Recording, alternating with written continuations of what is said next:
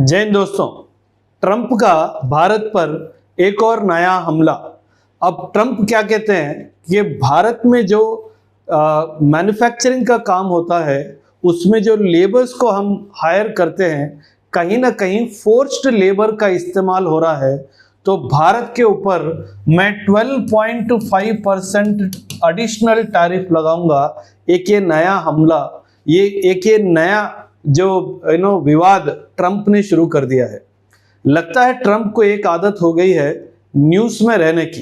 कुछ ना कुछ ऐसा करूं कि जो विश्व में जो न्यूज़ होता है उसमें मैं ही सबसे ऊपर रहूं। ट्रंप की आदत हो गई है कंट्रोवर्शियल स्टेटमेंट्स पास करना, कंट्रोवर्शियल डिसीजंस लेना। सो ये विवाद क्या है, ये मुद्दा क्या है, इसके बारे में थोड़ा डिटेल्ड में चर्चा करूंगा, ध्यान से सुनिए।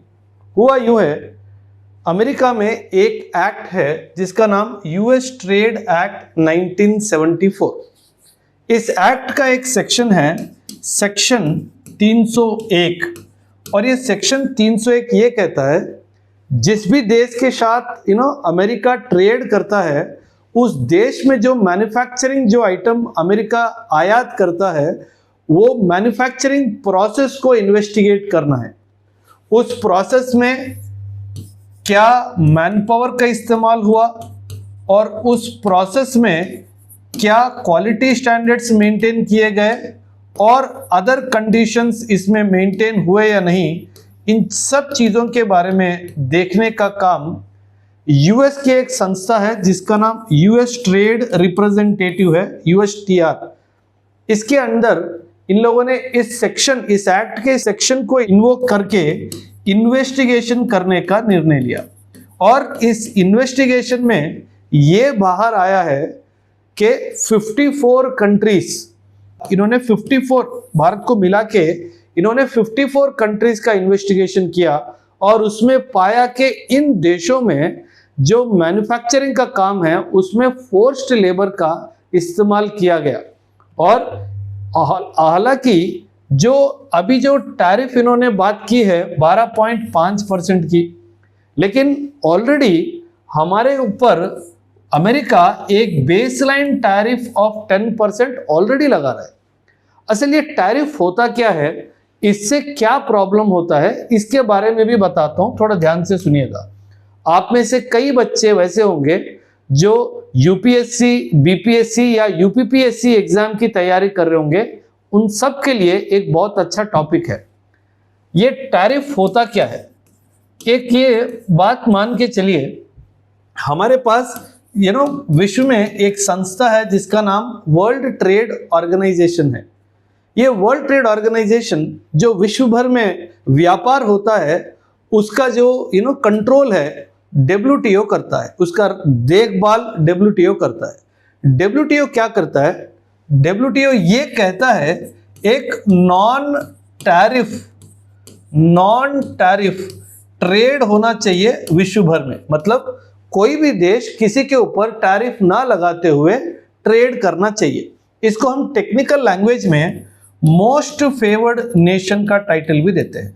मोस्ट फेवर्ड नेशन, एक्चुअली नाम में फेवर है बट इसका इंप्लीकेशन यह है कि कोई भी देश जब दूसरे देश के साथ कोई ट्रेड करता है तो उसके ऊपर टैरिफ नहीं लगाएगा। अब ये टैरिफ होता क्या है, ये मान के चलिए एक तरीके का टैक्स है कि फॉर एग्जांपल आपने कोई सामान अमेरिका भेजा, आपने जिसकी कीमत तय की 100 रुपया।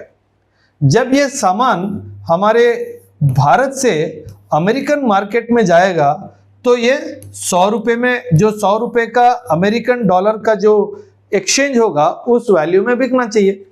लेकिन अमेरिका क्या बोलेगा कि मैं ये 100 रुपये में नहीं, इसके ऊपर 10% टैक्स लगाऊंगा जो ऑलरेडी बेसलाइन टैक्स लगा है। तो ये क्या हो गया, 100 रुपये की जगह 110 रुपये हुआ। तो इसका मतलब क्या हुआ, इसका भाव बढ़ गया है।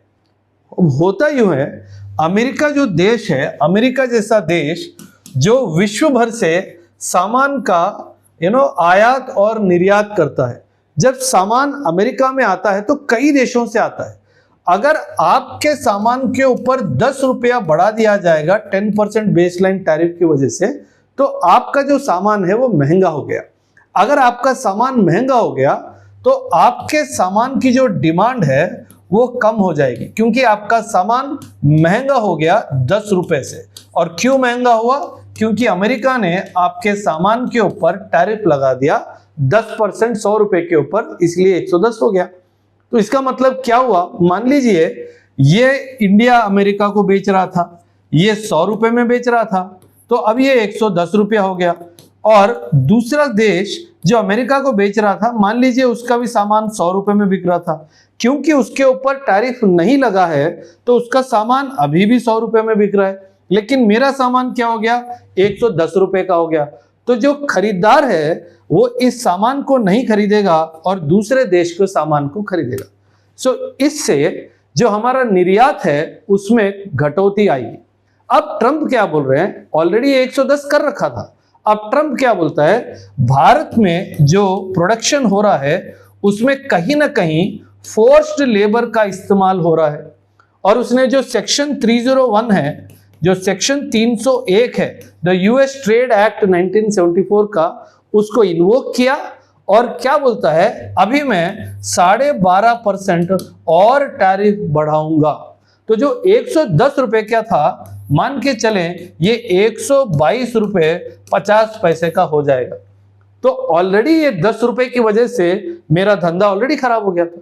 तो अभी ये 12 रुपए 50 पैसे अगर और बढ़ गया, अगर वो भी बेस लाइन पे बढ़ाएगा तो 122 रुपए 50 पैसा हो जाएगा। तो इसका मतलब क्या होगा? जो कोई भी अपना सामान 110 में भी मान के चलिए खरीद रहा था, वो तो अभी बिल्कुल बंद कर देगा। तो इससे क्या होगा? जो इंडिया का एक्सपोर्ट है वो और गिर जाएगा। किस देश के लिए एक्सपोर्ट गिर जाएगा? अमेरिका के लिए गिर जाएगा। अमेरिका ऐसा आज पहली बार नहीं, हमेशा से ही ऐसा ही करता है। इनफैक्ट अगर आप पॉलिटिकल साइंस के विद्यार्थी है तो आपको एक वर्ड आपने सुना होगा, कोवर्जन।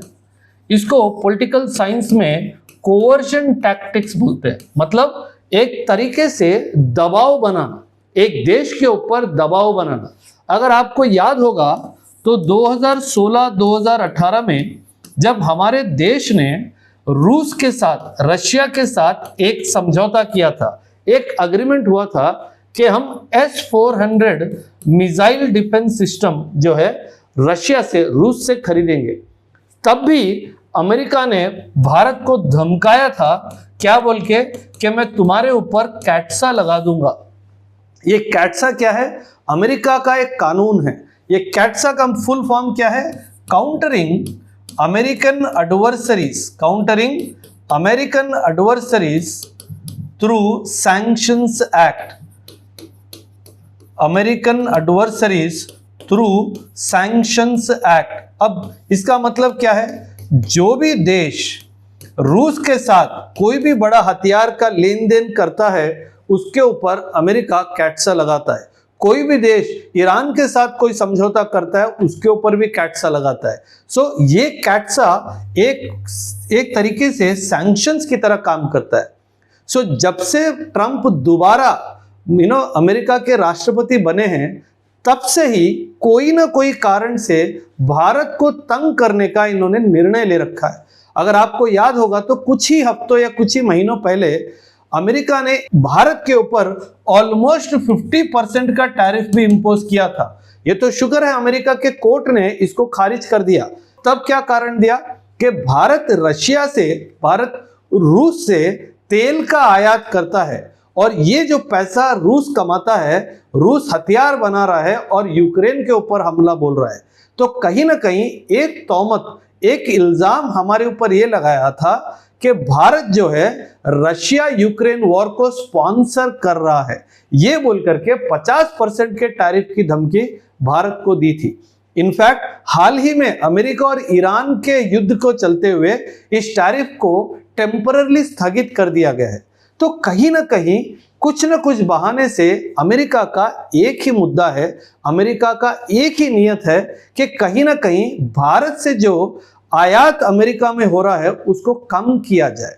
और इसका कारण यह है कि जो हमारा अमेरिका और भारत का जो ट्रेड है, अमेरिका और जो भारत का ट्रेड है वो हमारे फेवर में है। मतलब क्या है? भारत जो है अमेरिका को एक्सपोर्ट ज्यादा करता है और अमेरिका से इंपोर्ट कम करता है। सो इससे क्या हुआ, इंडिया के ऊपर एक फेवरेबल बैलेंस ऑफ ट्रेड है, एक फेवरेबल बैलेंस ऑफ ट्रेड है। और ये बात अमेरिका के आंख में खटती है और अमेरिका ये चाहता है कि जो फेवरेबल बैलेंस ऑफ ट्रेड है, जो भारत ज्यादा एक्सपोर्ट करता है कम इंपोर्ट करता है अमेरिका से, इसको कहीं ना कहीं समानांतर पोजीशन में लेके आए।